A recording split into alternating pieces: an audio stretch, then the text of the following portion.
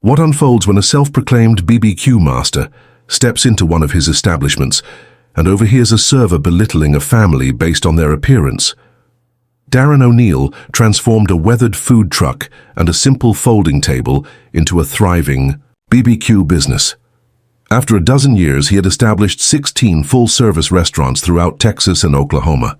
The walls within his corporate office were adorned with photographs of sawdust-covered floors, handwritten menus, and the eager faces of long lines filled with hungry patrons.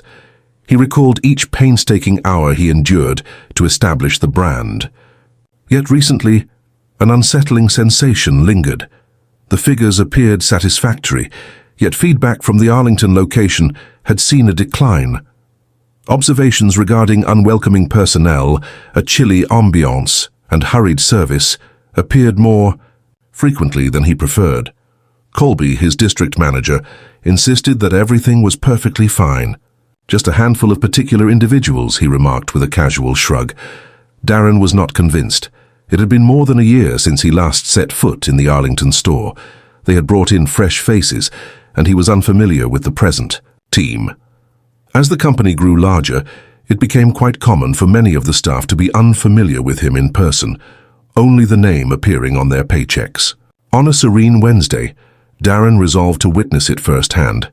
He abandoned the suit, opting instead for a worn Houston Astros cap, a simple black t-shirt, and some well-loved jeans. He let his beard grow for a week.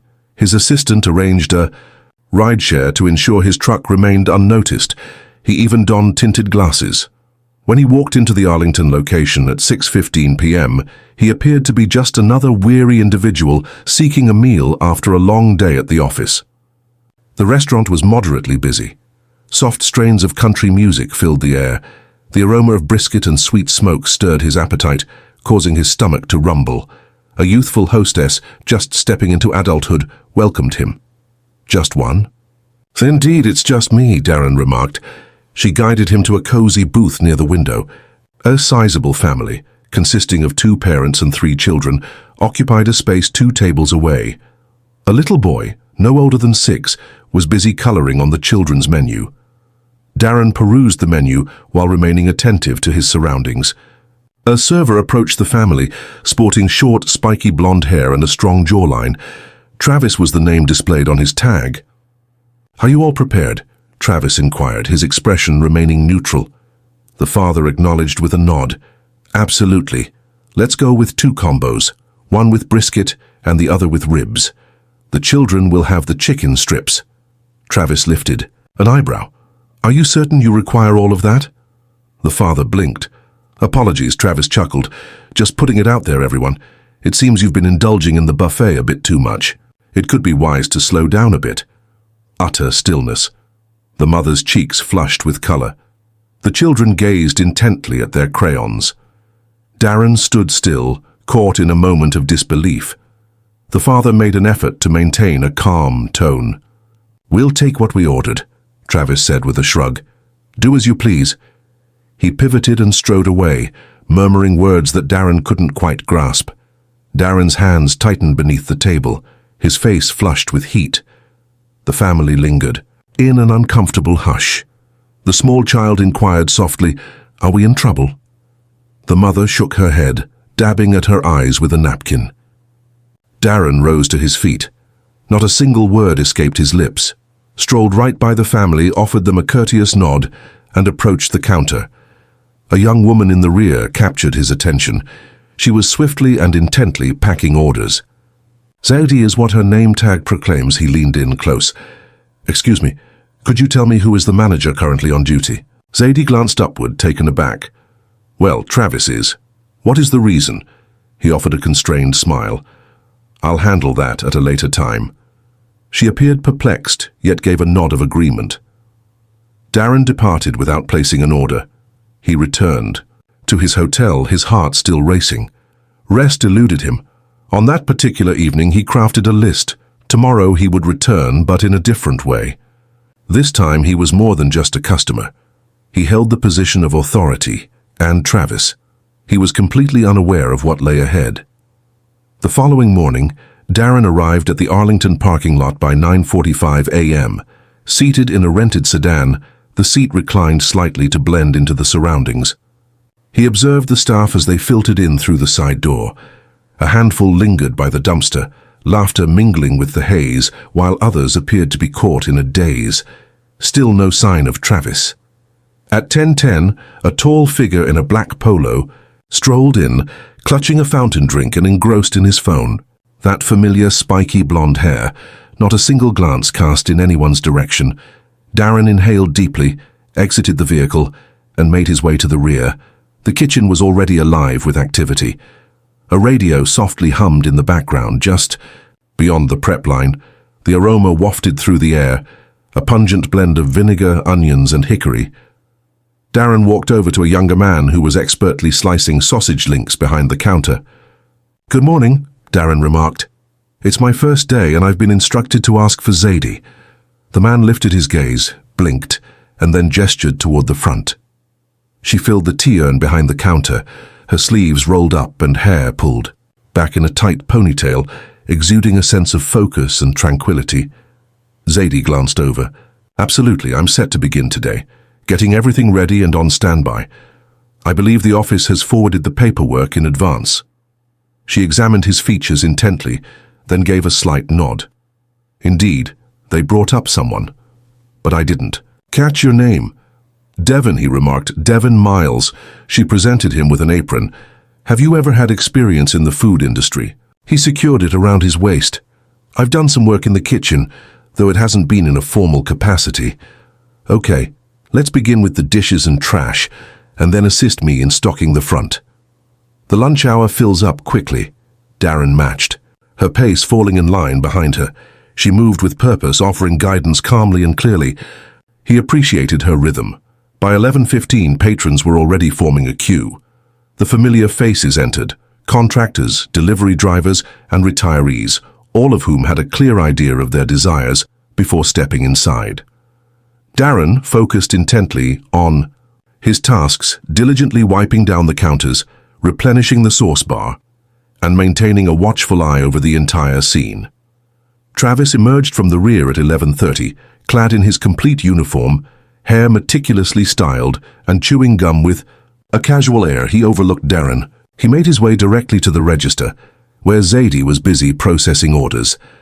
"Are you going to take long?" he inquired, his hand already moving past her to tap the screen. She mentioned that there were still 5 tickets left to close. "Feel free to open the other till." Travis dismissed that and began pressing the buttons with determination. Zadie silently moved aside. Darren witnessed it. She felt no fear, merely weariness from the constant interruptions. The lunch rush began at 11:45. A queue stretched beyond the entrance. Commands scattered in all directions. The team moved swiftly to ensure the briskets were expertly sliced and beautifully plated. A runner let 2 drinks slip from his grasp, muttering a curse before hastily reaching for a mop. Darren continued to press on. He collected trays, poured sweet tea, and replenished napkins. He observed that Zadie had not paused for a moment. At 12:10, chaos made its entrance. 3 young women in their college years approached the counter. They sported sharp jeans, stylish boots, and trendy designer hoodies. One of them held a notepad, likely an influencer or a content creator. Darren was polishing the front glass when he caught Travis's voice. "Allow me to take a wild guess," he remarked, arching an eyebrow. The group shared a light laugh, embracing the charm of the rustic vibe aesthetic. One mentioned that they are working on an article about local dining establishments. "Positive feedback has reached us." Travis rested against the counter. "Indeed, a few of us are engaged in our tasks here. Some merely appear to be occupied." He cast a quick look at Zadie, who was busy collecting sauce bottles. She kept her gaze down. The girl with the notepad took a moment to reflect. "Do you have any recommendations?" Travis smiled broadly. "Let me share something with you. Request the pulled pork sandwich. If it doesn't bring you to tears of joy, I'll happily pose for a picture. With you for your blog." The young women shared knowing looks. One of them appeared uneasy. Darren moved in closer. "Zadie, would you like me to handle counter 5? She cast her gaze over. "Are you certain?" "Indeed." "Understood." She offered him the towel and took a step back. Travis pivoted. You knew from the very first day, Darren remarked, simply offering assistance wherever possible. Travis let out a half-hearted chuckle. Make sure to stay on track. We don't operate as a charitable organization. Darren gave a brief nod and shifted his attention to the next customer. By 12:45, the peak of the frenzy had subsided. Darren quietly made his way to the back to fetch a fresh bag of ice when he caught the sound of raised voices near the employee lockers. Listen, I'm not taking on her responsibilities as well, Travis stated. She isn't even working full-time. Zadie's voice carried a quiet strength. This week I've taken on every register shift. The schedule has received your approval. Indeed, now you're expressing your fatigue. I want to highlight that we are currently down 2 team members, and the new hires have not yet received their training. Perhaps if you hadn't driven him away with that demeanor. Darren emerged into sight. Travis halted in the midst of his words. Zadie crossed her arms. I was just getting some ice, Darren remarked. I apologize for the interruption, Travis mumbled, a few words under his breath before turning away and leaving. Zadie remained still. Are you all right? Darren inquired. She let out a breath. Merely another day. Is that a common occurrence? It varies, she remarked. When customers are present, he radiates joy. When they aren't, he receives. Distinct. Have you ever documented it? Her gaze darted to the ceiling. To whom? Darren nodded, acknowledging that. He is the manager. Understood. He remained silent. By 2:10, the room was empty. Zadie settled into a seat at the back, savoring a cornbread muffin alongside a chicken thigh. Her phone remained tucked away in her pocket. She consumed her meal quietly, resting against the wall, her eyes partially shut. Darren strolled by, his eyes briefly landing on the schedule board. Zadie's name appeared 3 times more often than anyone else's. Travis returned moments later, clutching a clipboard. Hey, Devon, he remarked. Darren trailed him to the prep sink. Do you have a moment? You appear to be doing well. Simply maintain. Your focus, all right. Avoid getting entangled in the theatrics. What a spectacle. Travis flashed a lopsided smile. Just wait and see. Some individuals here seem to enjoy adopting a victim mentality. It's simpler than laboring. Darren locked eyes with him. I will fulfill my responsibility. Awesome, Travis remarked. Just keep your distance from that one. He inclined his head in the direction of the front. She carries a burden of resentment. Darren remained silent. At 3:30, Darren finished his shift. Zadie remained, packing up the catering trays with care. Travis slipped away into the office. Darren approached his car and settled into the driver's seat.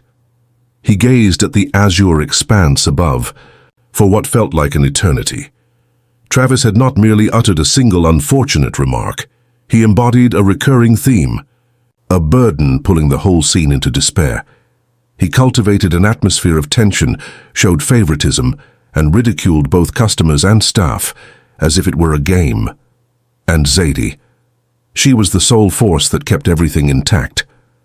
Darren launched the Notes app on his phone and began to type away.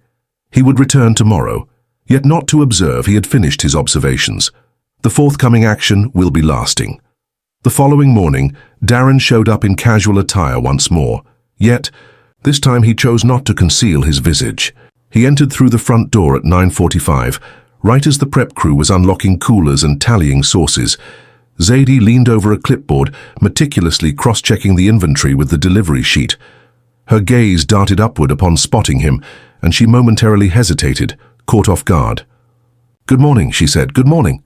Tex, do you have a moment? She asked as she placed the clipboard aside. Absolutely. They moved aside by the dry goods rack. He stated that he wasn't Devon. I'm Darren O'Neal, the owner of this establishment. Zadie remained unblinking. She took a deep breath and remarked, That clarifies so much. Your presence has been the glue for this place.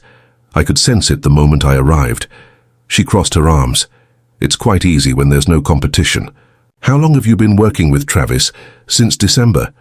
He moved over from the Garland location following the departure of the previous manager. In his initial month, we experienced the loss of 3 individuals, followed by 2 additional losses in the subsequent month. He points fingers at others, yet the fault lies with him. Clients are becoming aware. Employees are experiencing fatigue, and I've been stepping in to fill shifts as others are not remaining." Darren gave a single nod. "Where is he at this moment?" "Workspace. He typically remains inside until lunchtime, unless someone reaches out to him. Could you please bring him to me?" She remained silent, offering no inquiries. She simply turned and made her way to the back. Darren entered the main dining area and paused by the register. A handful of familiar faces began to arrive, primarily regulars stopping by for their coffee or waiting for their takeout orders. Travis emerged a minute later, phone in hand, with a Bluetooth earpiece nestled in his right ear. "I hear there's a corporate fellow in the house," he remarked, his gaze sweeping across the room. Darren met his gaze directly. Travis came to a halt. "Do you recall the family you offended a couple of nights back?" Darren asked, his voice calm and measured. Travis blinked, momentarily caught off guard. "Excuse me, you remarked on their choices and their appearance. I had no intention behind it. It's all in good fun, my friend. Folks are aware that I like to have a laugh." "Absolutely not. The young lad believed they were facing a predicament. You brought shame upon his whole family during dinner, and that's just the beginning. Your actions have brought unhappiness to the team. You have driven away valuable individuals. Your behavior has been dismissive, inappropriate, and lacking in effort. I witnessed everything firsthand." Travis adjusted his stance. "I had no idea who you were. There's no necessity for that. That is the issue at hand." Travis cast a sidelong look at Zadie, who lingered by the coffee machine, arms folded, observing in silence. Darren declared, "You're finished here. In effect, right away. Please take a moment to clear out your locker. Your final check will be processed by payroll and should be ready by tomorrow." Travis parted his lips, only to close them again. He pivoted silently and vanished into the shadows of the back room. Darren glanced over at Zadie. "When can you arrange for someone to take over for the remainder of today? I will reach out to Brianna. She works part-time, but she mentioned that she'd be willing to take on more hours if necessary, and I can handle the closing duties. You will receive additional compensation for everything, and we are arranging for extra assistance. It's essential to have support. No one should navigate this journey in solitude." She offered a firm nod. "Thank you for that." The remainder of the morning unfolded in silence. Darren remained at the forefront, assisting in any way possible, replenishing coffee urns, cleaning windowsills, and engaging with customers. He took the time to engage with each individual who entered, paying attention to their preferences and dislikes. Many expressed their views passionately, and he embraced their enthusiasm. By midday, Brianna made her entrance. She was a keen observer in her early 20s, possessing a distinct voice and a self-assured stride. She grasped the register as if she had seamlessly returned to her routine. Zadie shifted to the back to manage the preparations, and for the first time the kitchen flowed seamlessly, free from tension. At a certain moment, Darren entered the office that Travis had designated as his territory. The area was filled with a jumble of personal items, gym supplements scattered about, a hoodie casually thrown over the chair, and a tower of empty energy. Drink cans perched on the filing cabinet. The whiteboard on the wall displayed a week-old quote, hastily written in red marker, "Leadership is about power. Utilize it." Darren removed it. He pulled open the drawer, discovered the shift logs, and leafed through them with a careful eye. Some pages were absent. The notes lacked clarity. Staff grievances were hastily noted in pencil and left unaddressed. He pulled out his phone and captured images of everything around him. As the afternoon wore on, the atmosphere found its groove. The preparations for dinner commenced at 4, and by 5 the early evening crowd began to filter in. The news of Travis's absence had already circulated. No inquiries were made. The burden in the atmosphere had dissipated.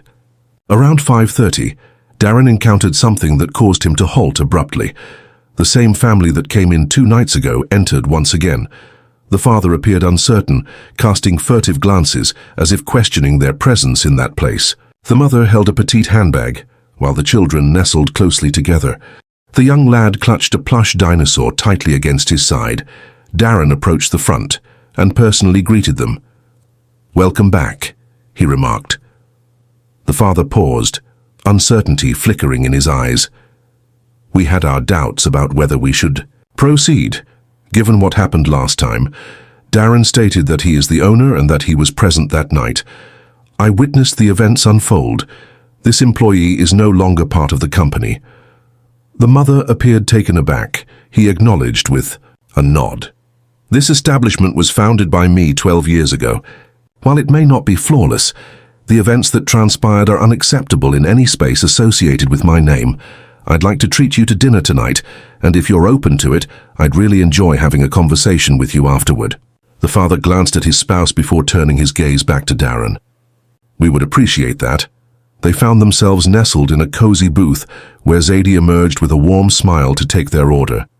She maintained a composed and professional demeanor, yet she crouched slightly as she engaged with the kids, allowing them to choose their own sides. The young lad beamed with delight as he selected mac and cheese alongside crispy fried okra. After they had completed their meal, Darren lingered with them for a brief moment. He mentioned that he was raised in a household of 6.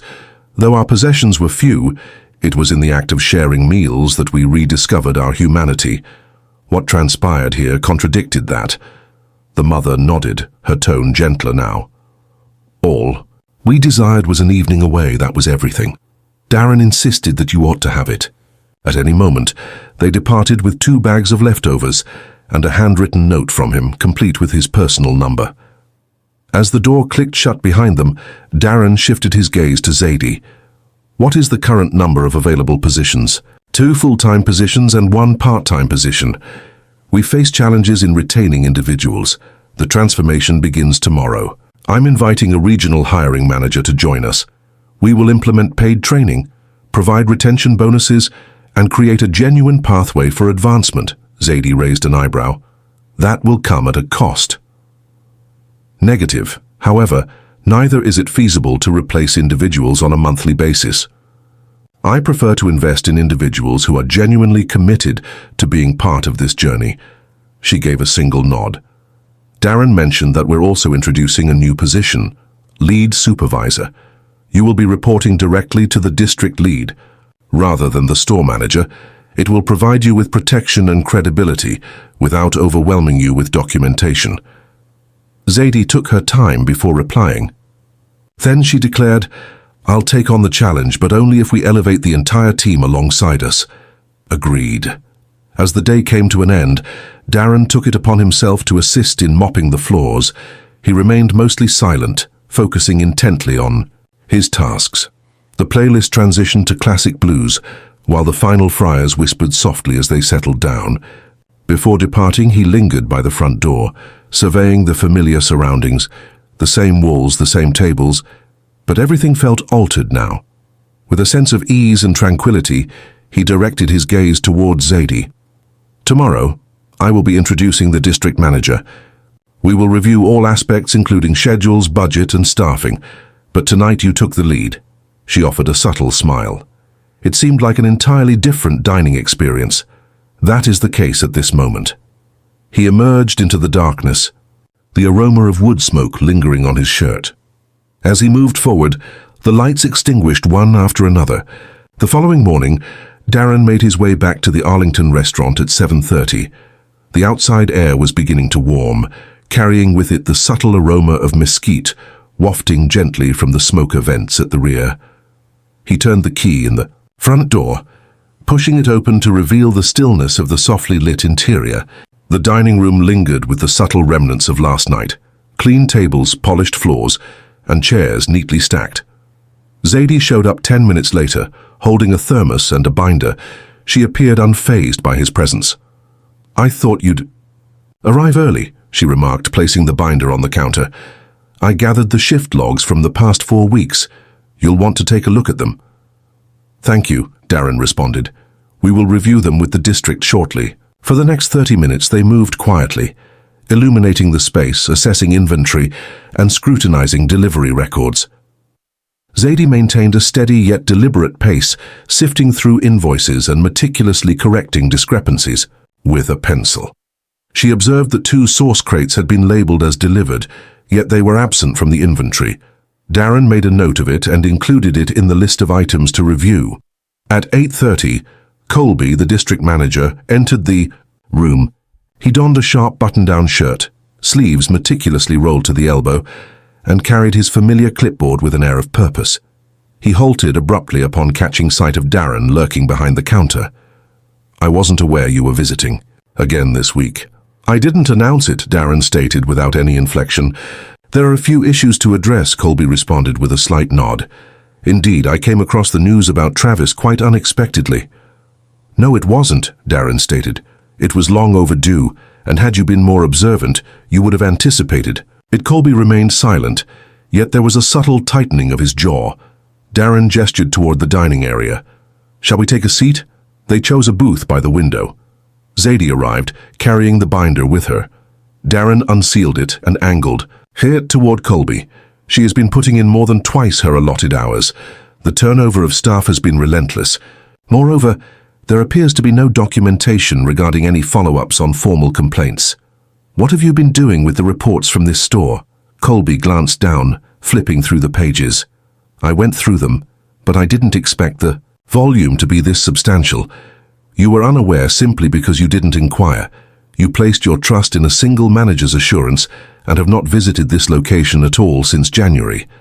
I had 3 opportunities to manage, and none of that justifies overlooking warning signs. Customer feedback declined.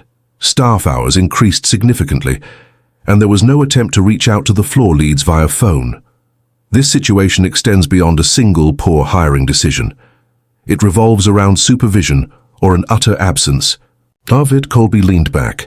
"I have the potential to improve," Darren insisted. "You're going to have to. Effective immediately. Zadie's going to report directly to me as we work to stabilize this store. You'll be there to support her, not to manage her, understood?" Colby gave a brief nod. "Got it." Zadie focused intently on the table, her composure unwavering.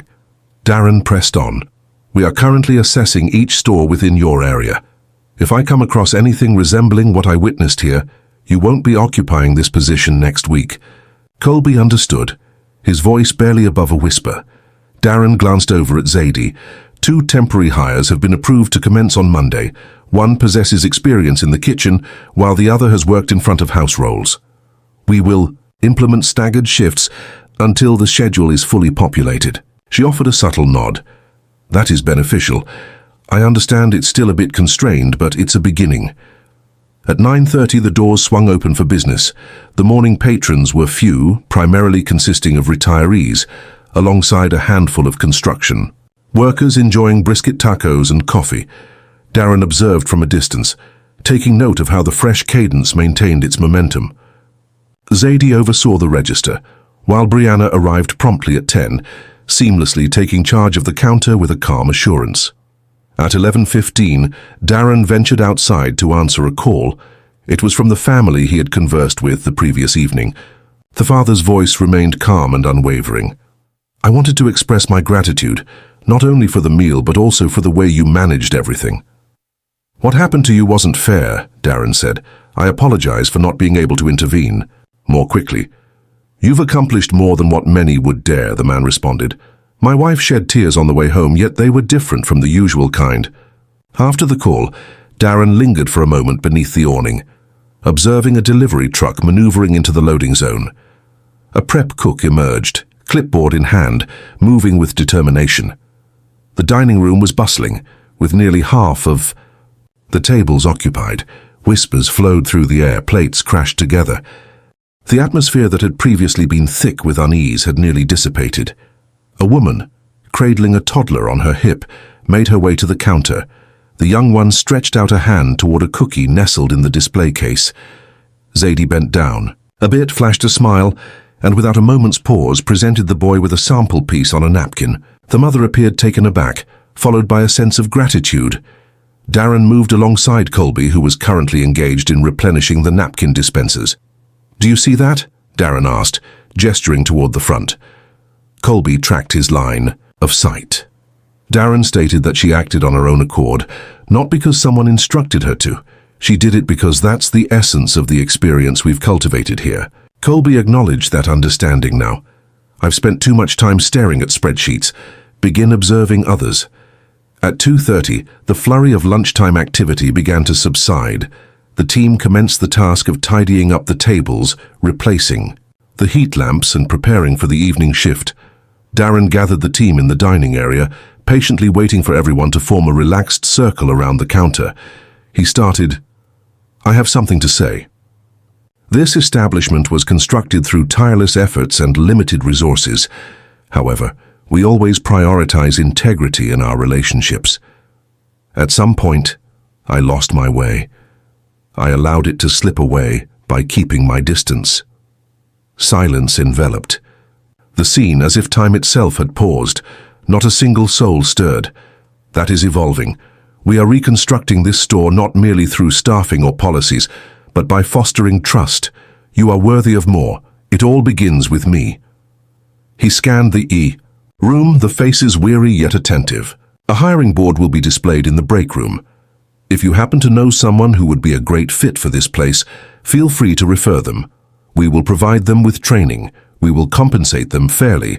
This will become a destination. You won't want to leave. Zadie lifted her hand just a bit. What are the prospects for progress? Individuals depart when they lack a vision for what lies ahead. Darren acknowledged, "You're right. This ends now. We are developing a pathway for leadership. Beginning next quarter, we will focus on promoting from within rather than bringing in external candidates. Every opportunity will be shared." A handful of heads bobbed in agreement. Someone whispered, "Finally."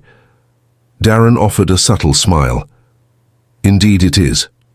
The group gradually broke apart, making their way back to their respective posts. The music above transitioned to a soothing guitar melody. Outside, the sky deepened in hue as clouds gathered, creating an afternoon atmosphere that suggested rain was possible, but had yet to make up its mind. Darren remained during the dinner rush. He remained at a distance, refraining from intrusion, simply observing. The cadence persisted. Orders progressed swiftly. Clients lingered for an extended period. They were not hurried along. They were never made to feel insignificant. In the end, he assisted in cleaning the front windows. Zadie arrived to clear out the tip jars and tally the cash drawer. She remained mostly silent until she completed her task. "You will be remaining in the area." "Just a few more days," Darren mentioned. She nodded, wanting to ensure the new hires felt at home. "We will maintain our position." "I believe you will." With the lights fading and the final door secured, Darren made his way into the parking lot. The air carried the scent of rain, invigorating and pure, yet tinged with a sense of anticipation. He cast a glance back at the structure, its bricks unchanged, the sign still familiar. Yet within, a change had occurred. Not everything has been resolved. Not at this moment. Yet again the foundation emerged, and this time it stood even more robust.